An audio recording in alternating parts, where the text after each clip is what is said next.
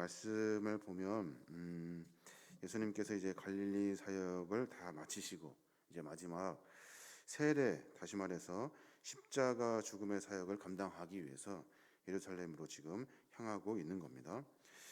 십자가 죽음의 그 사건이 다가올수록 바리새인들과 서기관들 뿐만 아니라 유대 종교 지도자들의 핍박과 박해가 더더욱 가중되고 심해졌다는 거예요. 이러한 시점에서 예수님은 제자들로 하여금 온갖 핍박에 놀라거나 당황하지 않도록 하기 위해서 예수님께서 오늘 여러 가지 말씀을 해주시는 거예요.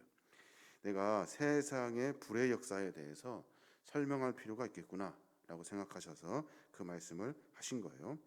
여기서 말하는 이제 불, 49절에도 불이라는 이야기 나오는데 예수님께서 이 땅에 오심으로 말미암아 그 형성된 신자와 불신자 간의 적대적인 그 핍박의 관계를 예수님께서는 지금 불로 표현하고 계신 거예요.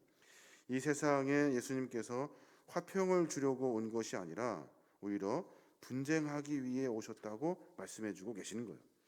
여기서 분명히 말씀하셨어요.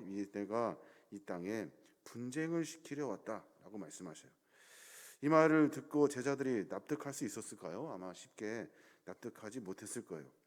유대인들은 메시아가 이 땅에 오면 아주 분쟁은 다 사라지고 화평과 평화와 번영의 시대가 도래했다고 분명히 믿었기 때문에 그래요. 이런 상황에서 메시아를 믿고 있었던 예수님이 화평 대신 분쟁을, 비둘기 대신 검을 주러 왔다고 선포하고 계시는 거예요. 제자들이 놀라고 당황하지 않을 수 없죠. 예수님의 이 말씀이 정말로 사실적으로 그들의 삶 가운데 그리고 신앙인의 여정 가운데 그대로 드러나게 되어 있어요.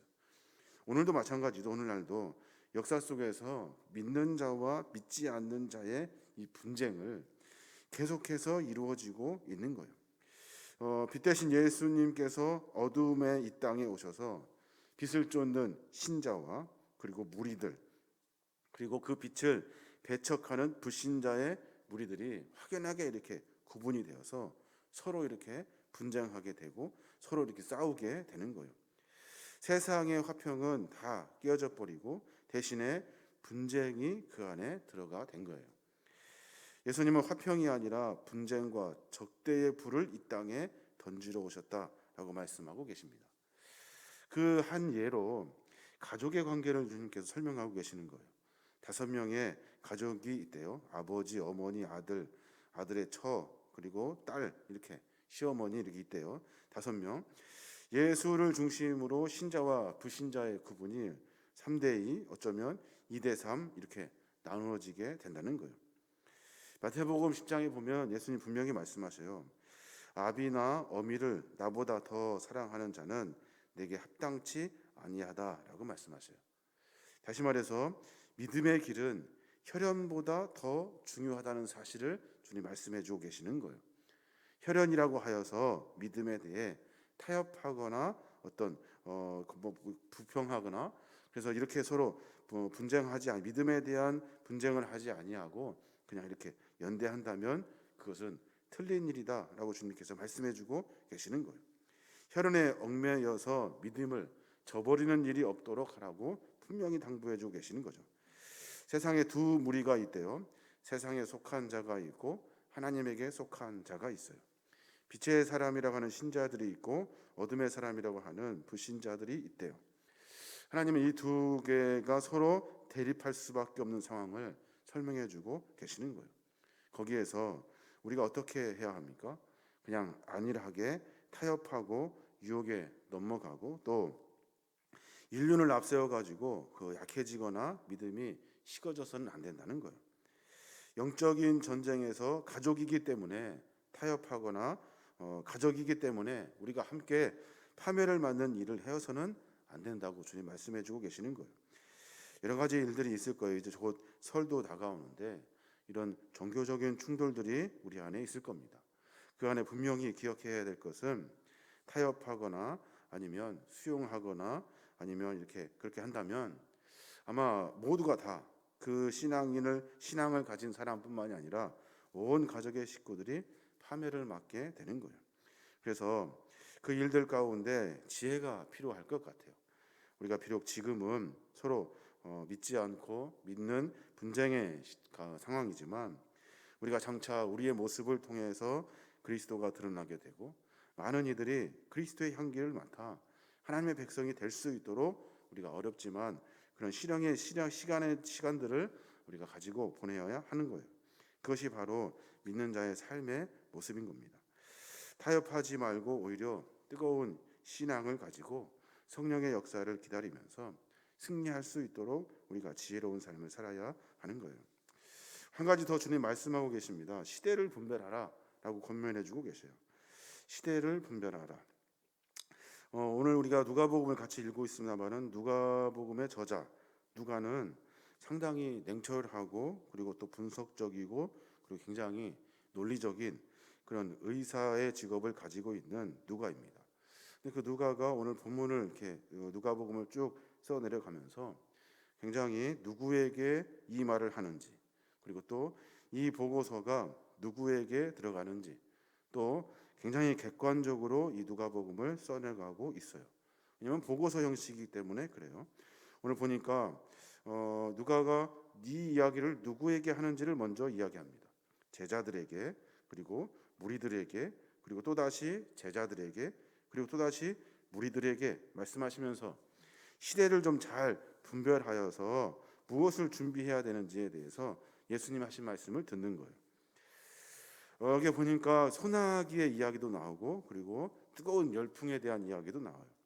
소나기가 이 땅에 온대요. 서쪽의 지중해 바다에서 소나기가 이렇게 몰려온다는 거예요. 그리고 열풍은 남쪽과 동쪽에 있는 아라비아의 사막에서 불어 이렇게 온대요. 유대인들은 불어오는 방향의 방향을 보고 즉시 비가 올 거다 아니면 뜨거운 바람이 올 거다 더워질 거다라는 사실을 금방 알았다는 거예요. 이 사실을 예수님이 잘 아시고 참 니네 잘한다. 천지를 다 보고 기상을 이렇게 예견하듯이 시대를 좀 예견하면 좋겠다라고 말씀해주고 계시는 거예요. 기상을 분별하라고 기상을 분별하는 그런 힘을 가지고 시대를 좀 분별하라고 말씀해주고 계시는 거예요. 그러니까 56절에 그렇게 말씀하셔요. 제가 읽어드릴게요. 56절. 외식하는 자여 너희가 천지의 기상은 분별할 줄 알면서 어찌 이 시대는 분간하지 못하느냐라고 말씀하시면서 시대에 대한 이야기를 하고 계시는 거죠. 바람의 방향이나 하늘의 상태를 보고 재빨리 분별하고 있는 그런 유대인들, 바리새인들, 서기관들 진짜 중요한 시대의 기상에 대해서는 무감각하다는 거예요. 분별하지 못하고 그리고 외식하면서 살고 있다는 거예요. 여기서 말하는 시대는 뭘까요? 시대는 예수님이 이 땅에 오신 거예요. 그들의 현장에서 예수님이 계신 거예요. 예수님의 그 초림, 예수님이 다시 오실 재림, 그리고 십자가의 사건, 예수님의 기적의 이야기 이것을 보고서 지금이 종말의 때이고 메시아가 왔다는 사실을 왜 모르니? 라고 설명하고 계시는 거예요.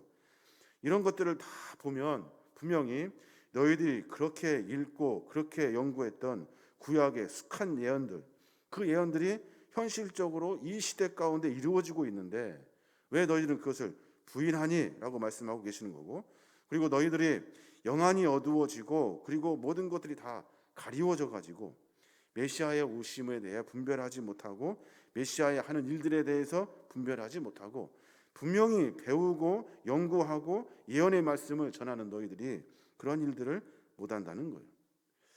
하늘을 보고 비가 올지 뜨거운 바람이 불지 잘도 아는 너희들이 왜 지금 현재 이 시대가 어떤 시대인지를 분별하지 못하니?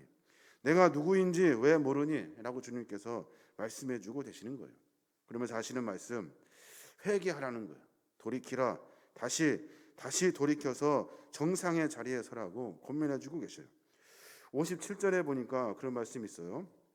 또 어찌하여 옳은 것을 스스로 판단하지 아니하느냐라고 말씀하셔요. 옳은 것을 스스로 판단하지 왜 않냐? 무엇이 옳은지 그른지 한번 생각해서 옳은 길로 가야 할 것 아니냐라고 말씀하시면서 못 알아들을 것 같으니까 또다시 예를 들어서 비유로 말씀하셔요. 여기에 보니까 그 고소할 자가 나오고 그리고 법정에 법관이 나오고 그리고 법관에 가기 전에 길에서 서로 이렇게 이야기하고 화해하라는 이야기가 나와요. 무슨 말이냐면 누가 고소를 했어요. 내가 잘못했어. 고소를 했는데 법관에 가서 이 재판을 받아야 돼요. 가기 전에 재판장에 가기 전에 길에서 먼저 화해하라고 말씀하셔요. 무슨 말이냐면 그 법관의 자리에 서면 거기에서는 긍휼과 은혜는 없어요. 냉엄한 법적인 심판만이 기다리고 있다고요. 그러니까 그 전에 길에서 서로 싸울 일이 있으면 그때 그 법관에 가기 전에 먼저 화해하래요. 그러면 서로 고소를 다 지하하게 되고 서로 각자 자기의 삶으로 돌아갈 수 있잖아요. 바리새인들 서기관도 마찬가지입니다. 너희들이 지금 무언가 잘못되고 있다는 사실을 깨달으면 그때가 되기 전에, 심판의 날이 되기 전에 먼저 돌이켜서 회개하여 하나님의 말씀 앞에 서야 한다고 가르쳐주고 계시는 거예요. 그러니까 우리의 삶의 모습을 보고 하나님이 내가 지금 무엇을 반성하고 노력해야 되는지 삶을 분명히 깨달아야 한다는 겁니다. 여러 가지 인생의 여정들이 있습니다. 하지만 그 가운데 하나님은 우리로 하여금 분명히 기회를 주셔요. 마지막 심판의 날이 다가오기 전에 기회를 주신다고요. 그 심판의 날이 이르기 전에 돌이켜 회개하여 정상의 자리에 서야 하는 겁니다. 요즘 코로나19로 인해서 많은 일들이 있습니다. 많은 일들이 교회 안에서도 그리고 종교 지도자들이라고 하는 많은 사람들의 이야기를 뉴스를 통해서 보게 됩니다. 이 시대를 보고 우리가 어떻게 분별하며 살아야 할까요? 우리가 이 일들 가운데 서로 대적하고 반대하고 그리고 고집을 피는 일들로 하여금 우리가 반성하고 돌이키고 회개할 수 있는 기회를 놓치지 않아야 하는 거예요. 기존에 가지고 있었던 그 여러 가지 그 일들, 했던 관습들, 풍습들, 전통들을 그냥 그대로 끌고 가려고 고집을 피거나 반대하거나 그리고 내가 이렇게 대결하는 나를 핍박한다고 하면서 그것을 그냥 끌고 가려고 하는 그런 생각들을 버려야 된다고 생각합니다. 그러니까 우리가 분명히 이 시대에 하나님이 코로나로 인해서 무엇을 말씀하고 하시는지를 분명히 분별하여서 그 심판의 날이 다가오기 전에 돌이켜야 하는 거예요. 그래서 회개하고 잘못된 것을 바르게 세우는 일들을 통해서 마지막 심판의 날에 우리가 하나님 앞에 섰을 때 그 심판을 피할 수 있는 거예요. 지금 우리는 마지막 종말의 때를 살고 있습니다. 어쩌면 이 종말의 때를 준비하시려고 하나님이 코로나19로 인해서 우리로 하여금 회개할 수 있는 시간을 주신 것 같아요. 그 일들을 통해서 하나님이 마지막 종말의 때를 준비하려고 하는 것이 아닌가. 우리의 삶을 분명히 돌이켜봐야 하는 겁니다. 에베소서 5장 15절에 보면 그런 말씀이 있어요. 그런즉 너희가 어떻게 행할 것을 자세히 주의하여 지혜 없는 자 같이 말고 오직 지혜 있는 자 같이 하여 세월을 아끼라. 때가 악하니라. 그러므로 어리석은 자가 되지 말고 오직 주의 뜻이 무엇인가 분별하라 라고 말씀해주고 계셔요. 무슨 말입니까? 지혜 있는 자 같이 살으래요. 지혜 있는 자가 무엇입니까? 지혜 있는 자는 지금 현재 하나님이 무엇을 원하시는지를 늘 고민하며 사는 거예요. 성경이 말하는 지혜는 하나님의 말씀을 듣는 거예요. 그리고 우리와 함께하는 이웃의 소리를 듣는 것이 지혜래요.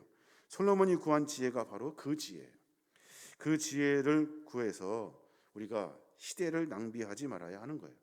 돌이킬 수 있는 그 시간을 놓치지 말아야 하고 법관의 자리에 가기 전에 그 길에서 서로 화해하고 돌이켜 회개하고 다시 그 자리에 서지 않도록 혹 그 자리에 서도 괜찮습니다. 다 용서했습니다. 우리 집으로 가겠습니다. 이렇게 할 수 있도록 회개하는 시간을 놓치지 말아라 라고 주님 말씀하고 계시는 겁니다. 오늘 하루 가운데 우리의 삶에 신앙의 분쟁들 아무리 가족관계라 하여도 그 믿음을 저버려서는 안 되는 겁니다. 또한 바리새인과 서기관들에게 말씀하셨던 것처럼 우리가 회개할 수 있는 시간을 놓치지 아니하고 그 시간을 잘 선용하여서 마지막 때를 우리가 준비해야 되고 우리에게 무엇을 말씀하시려고 하시는지 하나님의 뜻을 분별하여 시대를 살아야 하는 겁니다. 코로나19로 인해서 여러 가지 어렵지만 우리 신앙의 모습들을 하나씩 점검하여서 거룩한 그리스도인으로 이 시대에 하나님이 우리에게 맡겨주신 귀한 사명들을 잘 감당하고 마지막에 우리 모두 심판대 앞에 섰을 때 잘했다 칭찬받을 수 있도록 지혜 있는 자들이 되시길 주님의 이름으로 축원합니다.